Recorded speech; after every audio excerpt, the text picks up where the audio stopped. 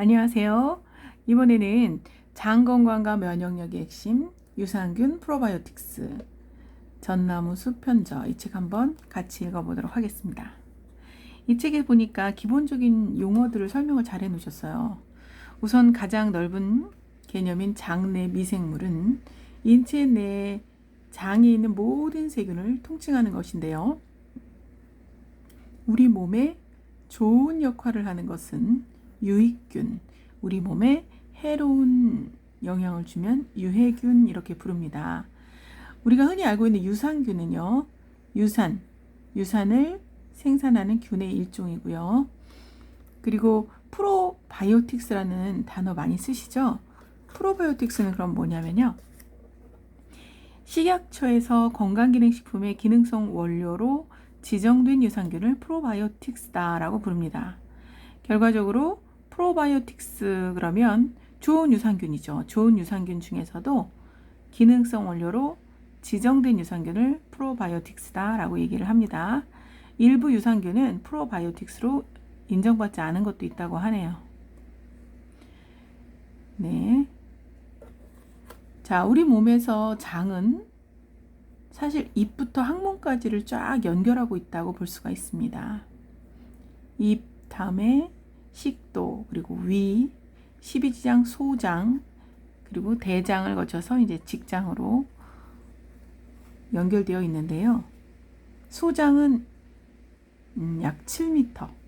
그 소장을 지나가면서는 하는 일이 음식물이 소화가 되고 소화된 양분이 우리 소장벽을 통해서 흡수가 돼서 혈액으로 들어가는 거죠.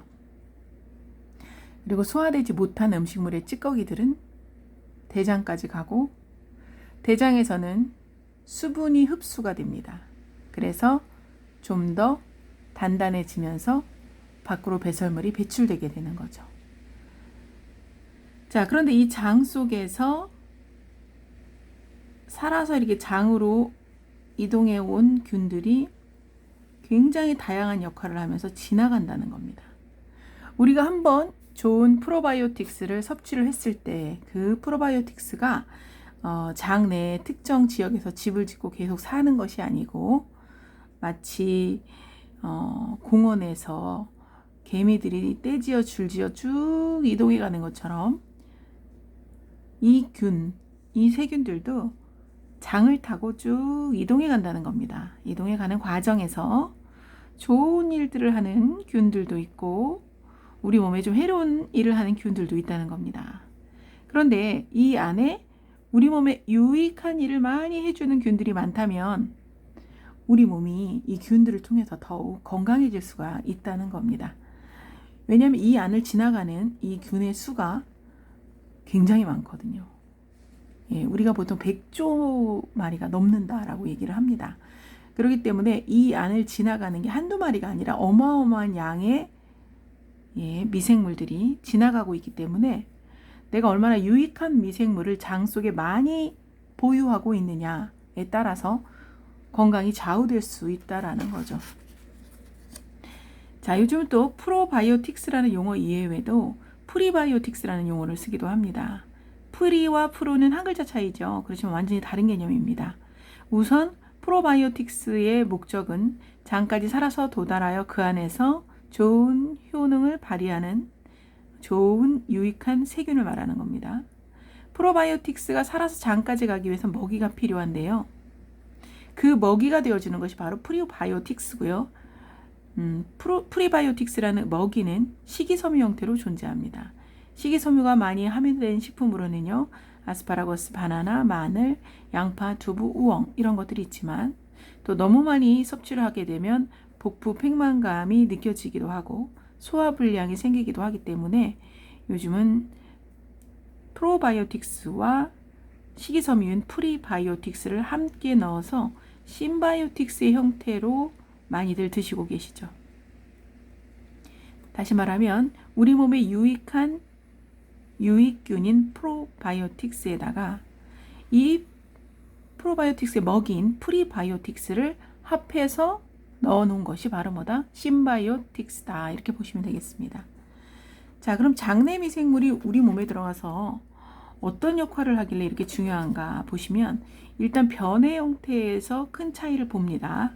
일반적으로는 바나나 형태의 변이 아주 빠르게 빠져나오면서 깔끔하게 나오는 게 좋은 거예요. 그죠? 유익균이 충분히 들어있는 경우에는 이런 형태의 변을 보게 됩니다.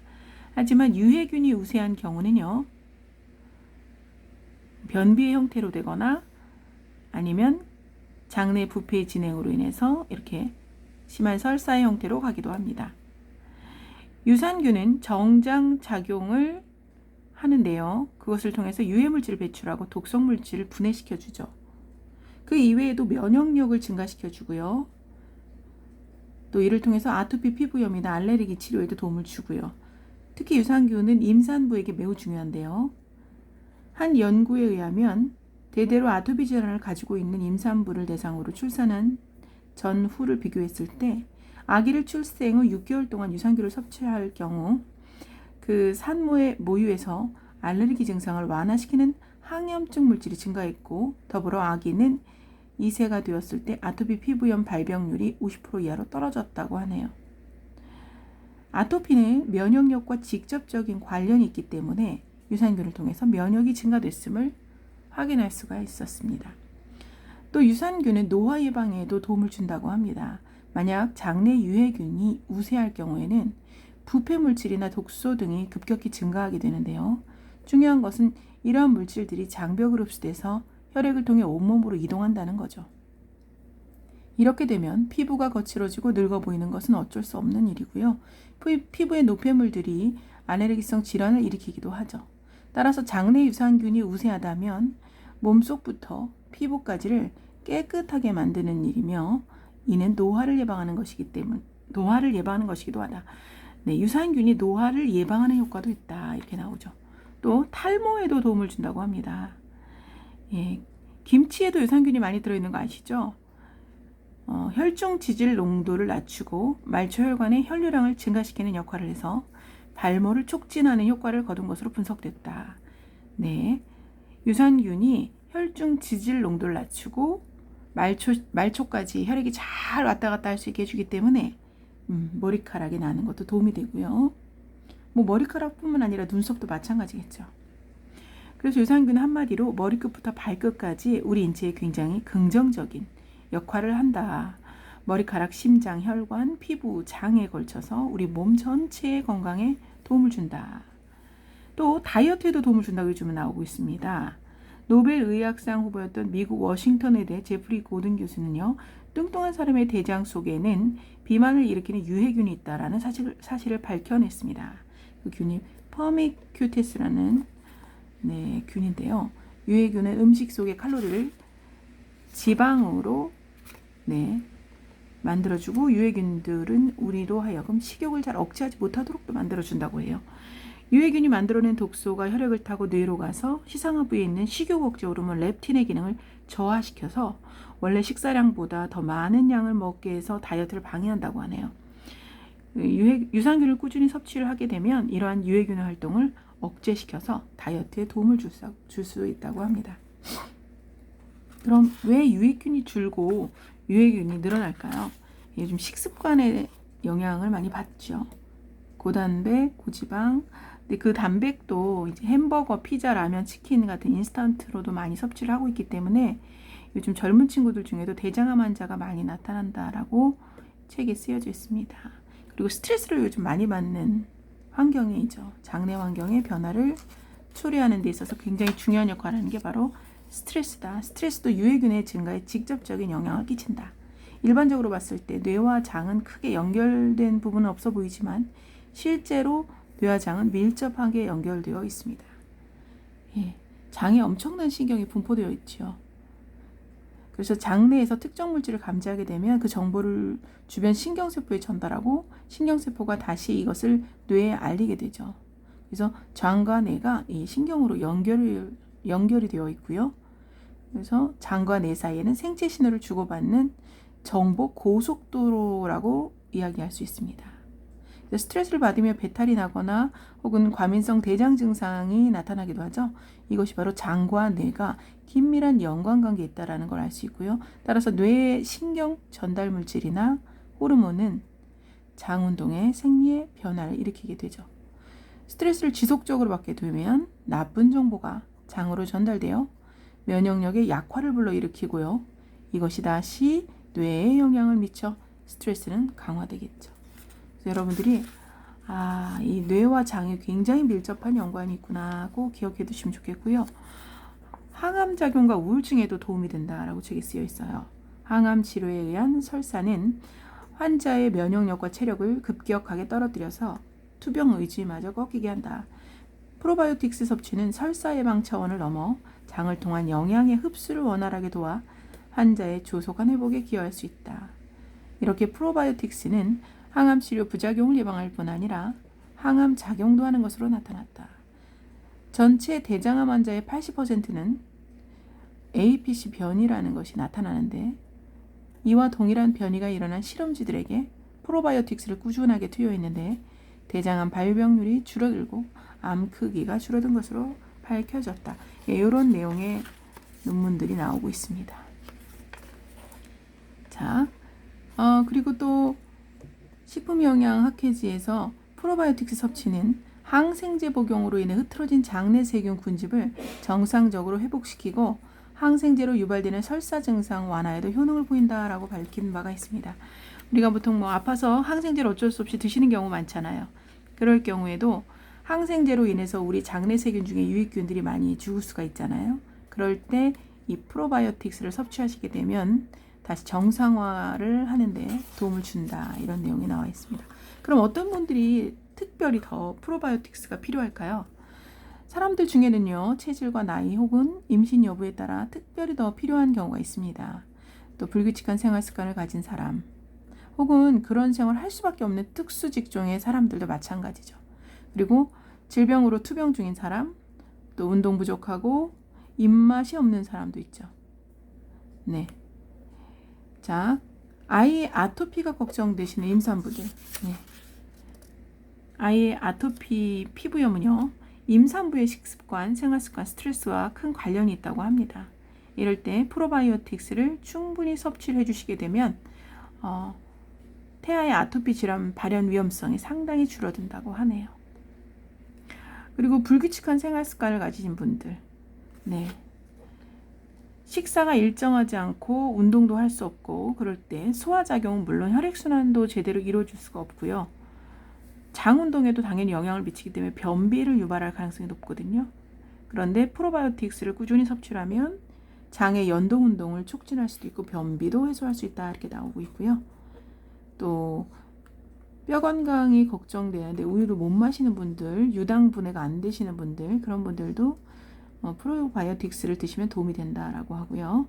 또 헬리코박터균 의심되시는 분들, 김치 같은 경우에 프로바이오틱스가 풍부한데요. 헬리코박터균을 퇴치하는 것으로 또 분석됐다 이렇게 나와 있네요. 그리고 각종 질병으로 투병 중이신 분들, 네. 운동을 할 수도 없고 변비 설사가 반복적으로 되시는 경우, 이런 경우도 프로바이오틱스를 통해서 도움을 받으실 수가 있고요.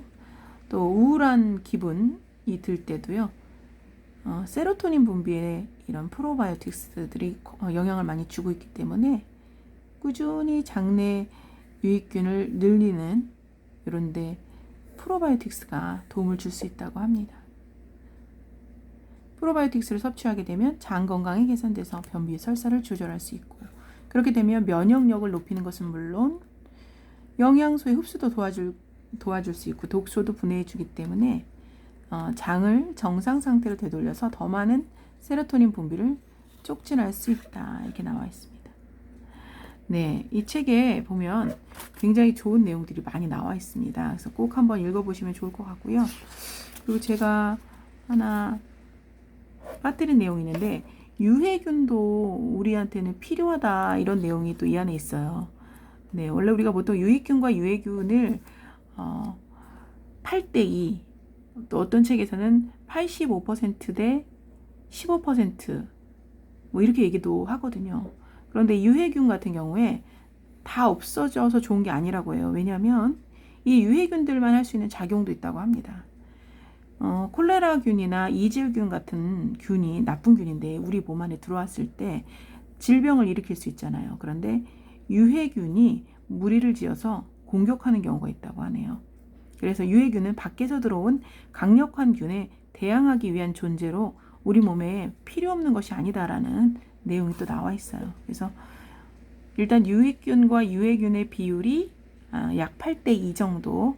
그런데 엄밀히 말하면 유익균과 유해균이 한 3대1, 그 다음에 나머지는 중간균이라고 합니다. 이 중간균은 더 우세한 쪽으로 이렇게 붙게 되어 있대요. 그래서 유익균이 유해균보다 수가 많으면 중간균은 유익균과 같은 작용을 하고 있다. 이렇게 보시면 됩니다. 그래서 여러분이 장에 대한 내용, 프로바이오틱스에 대한 내용 공부해 보시면 많은 건강에 도움을 받으실 수 있을 거라고 생각이 됩니다. 이상으로 마치겠습니다. 감사합니다.